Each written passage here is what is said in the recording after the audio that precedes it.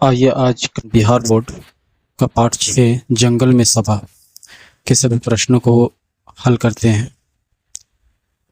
इसमें सबसे पहले देता है कि अपने बारे में बताएं। यहाँ पे देखिए लिखा है अपने बारे में बताएं। प्रश्न है कि आप अपनी साफ सफाई के लिए किन किन बातों पर ध्यान देते हैं। तो देखिए इस तरीके से आप इसका जवाब लिख सकते हैं कि मैं रोज़ नहाता हूँ, दांतों को ब्रश करता हूँ, अपने नाखून साफ करता हूँ और हमेशा साफ कपड़े पहनता हूँ। इसके अतिरिक्त और भी अच्छी आदतें होंगी जो साफ सफाई से संबंधित है, उसे आप लिख सकते हैं। फिर प्रश्न पहले में ही ख प्रश्न देता है कि आप अपने घर की साफ सफाई में क्या सहयोग करते हैं। तो देखिए हम अपने घर की जो साफ सफाई है उसमें क्या करते हैं कि जो अपनी सफाई है, अपने सामान है, उनको तरीके से जगह पे रखते हैं और कचरा वगैरह जो है वो कहाँ डालते हैं, कूड़ेदान में डालते हैं। और माता पिता या घर के अन्य जो सदस्य हैं वो अगर काम करते हैं तो उनके साथ में सफाई में सहयोग करते हैं। अब इसके बाद देखिए प्रश्न 2 पाठ से बताएं।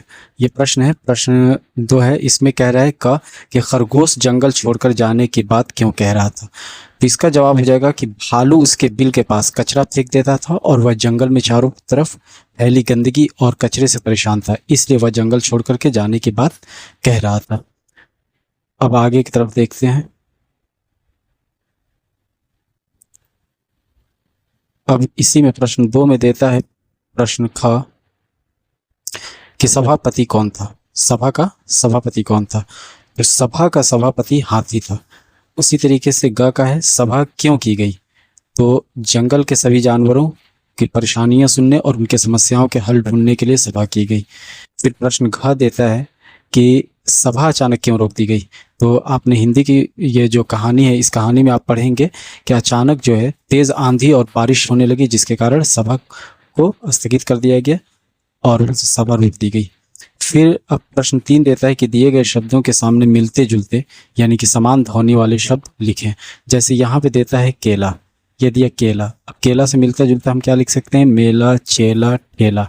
उसी प्रकार से जंगल, जंगल से मिलते जुलते 3 शब्द लिख देंगे, मंगल, दंगल, बंडल। फिर जीना, जीना से मिलते जुलते शब्द होंगे पीना, छीना, सीना। अब आते हैं इसके आगे देता है पानी। पानी का क्या हो जाएगा, नानी, दानी, यानी। भालू के लिए मिलते जुलते शब्द हो जाएंगे आलू, चालू, बालू। शेर के लिए ढेर, देर, बेर। अब आते हैं प्रश्न 4 में। प्रश्न 4 कह रहा है कि 7 जंगली और 7 पालतू जानवरों के नाम लिखे। यहाँ पे दे रहा है, तो यहाँ पे इस कॉलम में हम 7 जंगली जानवरों के नाम लिख देंगे, शेर, बाघ, भालू, हिरण, हाथी, लोमड़ी, गैंडा। उसी प्रकार से इस तरफ पालतू जानवर के कॉलम में 7 पालतू जानवरों के नाम लिख देंगे, गाय, भैंस, कुत्ता, बिल्ली, बकरी, घोड़ा, भेड़।